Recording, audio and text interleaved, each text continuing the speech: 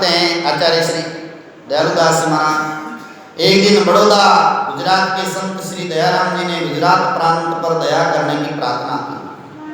गुजरात बड़ौदा रा संता दयाराम जी वे क्यों महाराज आप है जो गुजरात पधारो।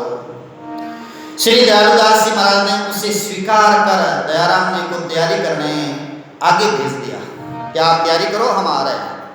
उन्होंने तैयारी कर 2 सवारों को यात्रा व्यवस्था वे पालकी के साथ कड़ापा भेज दिया। यहाँ भी जाने की पूरी तैयारी कर ली थी। सिंतल से महंत महाराज को भी बुलवा लिया। इसी बीच अचानक ऊंट की टक्कर से आहत हो अधिकारी पूर्णदास जी महाराज बेसुध हो गए। ऊंट की टक्कर लग गई उनसे जो है पूर्णदास जी है ना वे थोड़े बेसुध हो गए। इसी से जाने की सारी खुशी दुखद में बदल गई। सबने कहा हे प्रभु यदि ये पूर्णदास जी साथ नहीं रहे तब तो ये संत मंडली में यात्रा फीकी रहेगी। अतः अभी यात्रा कार्यक्रम रद्द किया जाए तो ठीक रहेगा। सुन करके महाराज श्री ने फरमाया ऐसा होने पर वहाँ के सभी प्रेमी निराश हो जाएंगे, इधर मेरा वचन भी व्यर्थ चला जाएगा, अतः रुकना ठीक नहीं है। भले ही पूर्णदास जी घायल हो गए हो लेकिन अपना रुकना ठीक नहीं है। आगे जो भक्त है ना वे उत्साह से व्यवस्था कर रहे हैं और उन व्यवस्था में जो है उन प्रेमी भक्तों को थोड़ी जो तकलीफ होगी कष्ट होगा, इसलिए अपन रुकेंगे नहीं, चलो यहाँ से। ऐसा कहकर जब रवाना होने लगे तब पूर्णदास जी वे दूसरे प्रेमी जन अत्यंत अधीर हो उठे। उन्हें महाराज श्री ने भेज दिया तुम घबराओ नहीं, मैं सकुशल अपने पूर्णदास से आप मिलूंगा। बोले घबराओ नहीं, मैं सकुशल पूर्णदास से आकर के मिल जाऊंगा। राम भरोसे पर ऐसा कहे अनेक संतों के साथ सम्मत 1883 मार्गशीर्ष कृष्ण त्रयोदशी के दिन दोनों आचार्य गुजरात की रामत पर रवाना हो गए। गुजरात यात्रा करने के लिए रवाना हुए। पहले जोधपुर बदारे, फिर बालोतरा, सुनंदरी, पालनपुर होकर के ईडर पहुंचे। यहाँ पर भगवान दास जी, उदयराम जी आदि ने भावपूर्ण स्वागत सत्कार किया। गढ़ में पधरावनी कराई गई। फिर सामने लेने आए दयाराम जी के साथ बड़ौदा नगर पधारे। जगह जगह मंडप पर द्वार तोरण बनाए गए स्वागत के लिए। देखो दयाराम जी ने असंख्य जन समुदाय के साथ नाना प्रकार के वाद्यों की ध्वनि वे जय जयकार के साथ दोनों आचार्यों का प्रेम पूर्वक पधावा वे स्वागत सत्कार किया गया। कथा कीर्तन में सत्संग का अपूर्ण सहयोग मिलने से यहाँ के सब लोग निहाल हो गए। कथा कीर्तन सत्संग का आनंद मिला सबको। दयालुदास जी महाराज का दर्शन मिला और सभी भक्त आनंदित हुए, कृतकृति हुए। सबने नाना भांति से वस्त्र अर्पण कर प्रेम से भेंट पूजा की। यहाँ के राजकुमार ने भी इन्हें चरण स्पर्श कर पीनस चढ़ी वे दोनों घोड़े भेंट किए, दो घोड़े भेंट कर दिए। इस प्रकार जो आगे बढ़ी ये संत मंडली और गुजरात प्रांत को न्याल कर रहे हैं। एक दिन बड़ौदा में सारी सभा भरी हुई थी। बड़ौदा में ने सभा भरी हुई थी खचाखच। उस समय में श्री दयालुदास जी महाराज ने फरमाया देखो भाई यहाँ एक दलपत राम नामक ब्राह्मण है। बोले अरे एक दलपत राम जी नाम का ब्राह्मण है, उसकी पत्नी का नाम दिवाली है, उसे मेरे पास बुलाओ। बड़ौदा में जब सभा भरी हुई थी तो दयालुदास जी महाराज ने कहा भाई देखो ब्राह्मण देवता उनकी पत्नी दिवाली है, उनको यहाँ मेरे पास बुलाओ। उसे कह देना कि तुम्हारे पिता की हस्तलिखित रामकृष्ण जी के पदों की पुस्तक साथ ले आओ। दिवाली जो माना दयालुदास जी महाराज पहले जन्म में रामकृष्ण जी थे, तो दिवाली समझो दयालुदास जी की बेटी है पहले जन्म में। दिवाली से कहा कि तुम्हारे पिताजी ने जो हस्तलिखित पुस्तक लिखी ने हाथों पा लेकर के साथ में आओ। और पुस्तक है विराजमान थी वहाँ पर, रामकृष्ण जी ने लिखी थी पुस्तक। बड़े विद्वान थे पहले जन्म में भी दयालुदास जी महाराज। और अब दयालुदास जी महाराज ने पूर्व जन्म की अपनी बेटी दिवाली से कहा कि वो पुस्तक साथ में लेके आओ। आश्चर्यचकित लोग दिवाली सहित दलपत राम जी ब्राह्मण को भी बुला लाए। उसने महाराज श्री को प्रणाम किया श्री दयालुदास जी महाराज ने उस युगल से कहा कि इस पुस्तक के पद सुनाओ। ये पुस्तक मैंने जिका पद लिखोड़ा ना भाई श्रवण कराओ। गाते समय में वे यदि कोई पंक्ति चुक जाते तो स्वयं दयालुदास जी महाराज उसे बताते कि यहाँ ये पंक्ति है। गावता समय में कोई चुक जाता ना तो दयालुदास जी महाराज कहता कि यहाँ पर इस प्रकार की ये पंक्ति है। सुनकर के सब लोग दंग रह गए। उन्होंने पूछा ये रामकृष्ण जी कौन है, कहाँ के हैं, वे किस वर्ण के हैं। श्री दयालुदास जी महाराज ने फरमाया ये जूनागढ़ में मेहता ब्राह्मण जाति के थे।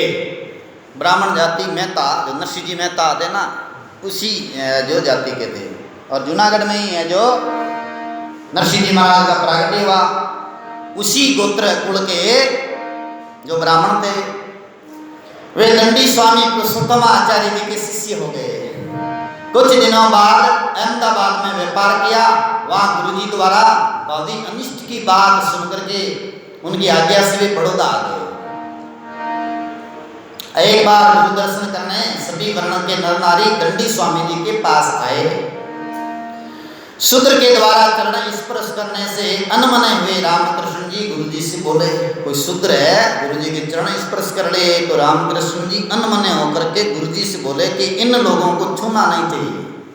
अशूद्र है क्या, जातिहीन है, इन लोगों को छूना नहीं चाहिए, दूर से ही दर्शन देना ठीक है।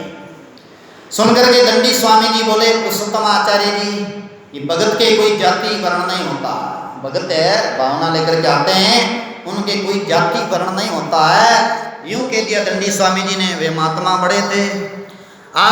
उन्होंने कहा भाई देखो भक्ति करने वाला है उनको कोई वर्ण से जाति से नहीं तोलना चाहिए।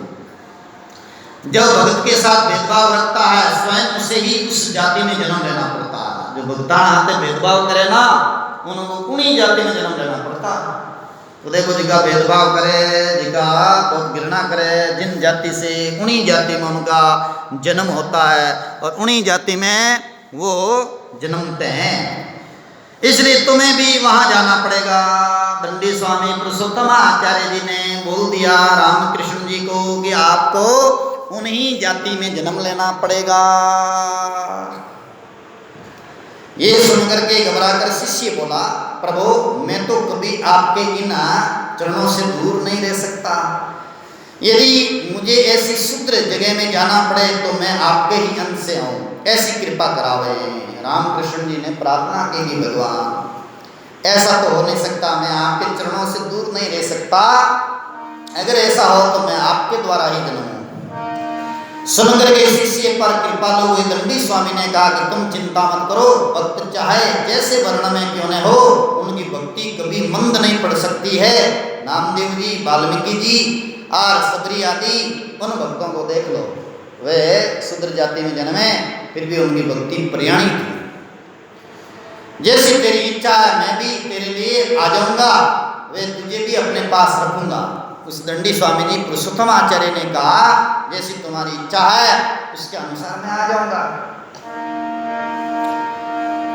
दयालुदास महाराज ने बात बताई और ये सत्य बात है।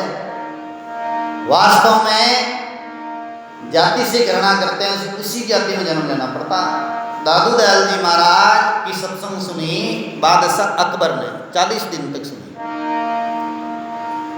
दादू दयाल जी महाराज का दिव्य रूप दिव्य चमत्कार देख करके अकबर ने सोचा कि ये कोई सामान्य महापुरुष नहीं है, सामान्य फकीर या साधु नहीं है।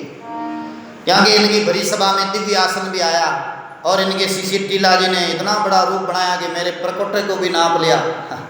बड़ा रूप बनाया जैसे हनुमान जी ने बड़ा रूप बनाया। श्रीलंका में गए तब ऐसे टीला जी ने भी भिक्षा लाते समय में वो द्वार था ना लाल किला का, वो द्वार पर उन्होंने बंद कर दिया।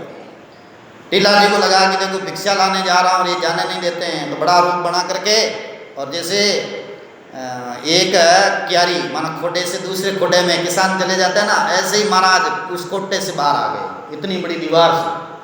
तो सारे ही द्वारपाल डरे कि अरे महाराज इतने बड़े समर्थ हैं, इतना रूप बड़ा बनाया, सब कांपे थे। ऐसा चमत्कार देखा उन सब ने तो विचार किया कि समर्थ महापुरुष है। तो अकबर ने पूछा कि भगवान आप पहले जन्म में कौन थे? तब दादू दयाल जी महाराज ने कहा कि मैं पहले जन्म में सनक जी था। चार मुनि है ना, सनक, सनंदन, सनातन और सनत कुमार, उनमें सनक जी था मैं। और उनसे पहले जन्म में मैं स्वयं साक्षात नारायण था। वो नारायण के ही अवतार हैं, प्रथम सनकादिक मुनि। तो अकबर ने सोचा कि मैं पूछ लूं कि मैं पहले जन्म में कौन था। तो महाराज श्री दादू दयाल जी महाराज से पूछा कि भगवान मैं पहले जन्म में कौन था। तो दादू दयाल जी महाराज ने कहा कि हे बादशाह, पहले जन्म में तुम हिंदू संत थे। बोले कहाँ के? बोले भारतवर्ष के प्रयागराज में तुम्हारा आश्रम था बहुत बड़ा, और वहाँ के बाल मुकुंदा आचार्य जी नाम करके बड़े मठ के महंत थे। बोले अच्छा। और आपके शिष्य भी ब्रह्मचर्य का पालन करते हुए बड़े तपस्वी थे। जो अभी नवरत्न है वो पहले आपके चेले थे। फिर महाराज बोले फिर ऐसा हुआ कि आप अनुष्ठान कर रहे थे तो अन्न नहीं ले रहे थे, केवल गाय का दूध पी रहे थे, वो भी धारोषण दूध। गाय का दूध निकाला और धारोषण दूध गटक गटक पी लेते, और ब्रह्मचर्य का पालन करते हुए आप अनुष्ठान कर रहे थे। पर आपके मन के अंदर इन यवनों मुसलमानों के प्रति घृणा थी कि यवन मुसलमान, और ऐसी घृणा थी। एक दिन की बात है कि एक शिष्य गाय दो करके लाए, उसमें गाय का बाल आ गया और बाल आपके मुंह में आया दूध पीते समय में, और बाल निकाला मुंह से बाहर, और आपने क्रोध में आकर के चेलों को बोला कि तुम यवन की तरह रह रहे हो और गाय का बाल मुख में आना गाय के मांस के समान है, इसलिए मैं तुम लोगों को श्राप देता हूं कि तुम यवन बनोगे, यवन की तरह आचरण करते हो। और उसी घृणा के कारण से आपको भी यवन के घर जन्म लेना पड़ा। तो जिन जाति से, जिन वर्ण से, जिन मजहब से आप घृणा करते हो, जिस परिवार से घृणा करते हो, उसी में जन्म लेना पड़ता है। और हुआ ऐसा कि कालांतर में आपके चेले आपका चिंतन करते और बोले कि हम आपकी सेवा से दूर नहीं रहे, इसलिए आपके जो भी अभी नवरत्न कहलाते हैं ना, वे भी आपके चेले थे। बीरबल, रहीम खान खाना और कवि गंग, तानसेन आदि ये सब आपके चेले थे। और आप बाल मुकुंदा आचार्य नाम करके बड़े मठ के मालिक थे। और आपका शरीर छूटा और आप हुमायूं के यहाँ पर बीबी के गर्भ से जन्मे और आपका नाम अकबर रखा। बोले फिर प्रभु मैं संन्यास लेना चाहता हूँ, भजन करूँगा। बोले नहीं नहीं, आपने जो है ये बहुत बड़ा बादशाह पद पाया है, तो अब आप हिंदुओं के साथ अन्याय मत करो, गो हत्या बंद करा दो। तो अकबर ने उस समय में फरमान जारी किया कि आज से जहाँ तक मेरा राज्य है वहाँ तक गो हत्या नहीं होगी, ये मैं फरमान जारी करता हूँ। फरमान जारी किया, 7 दिन तक गो हत्या बंद रही, लेकिन कलयुग के अंदर फिर कलयुग ने चाल चली, 8वें दिन गो हत्या फिर शुरू हो गई।